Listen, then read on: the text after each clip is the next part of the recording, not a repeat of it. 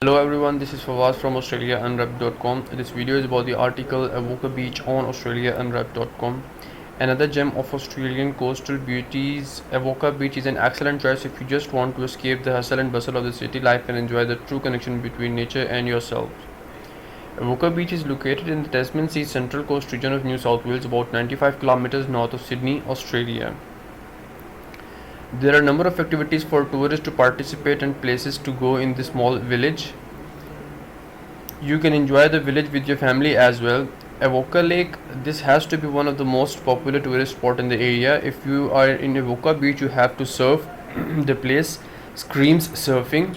Swim in the rock pool, go fishing and enjoy beach walking. Avoca Beach, there is a quaint on one showing some rare and foreign cinema you would love to watch if you are into that. Recently, a warship HMS Adelaide was scattered in the sea here. Now a man-made reef that you can visit. If you enjoy art, there is Avoca Art Gallery for you. Some nearby places such as Turrigal Beach and other beaches are beautiful place to enjoy. For further details, click the link below and comment, and make sure to hit the like and subscribe button. See you down there.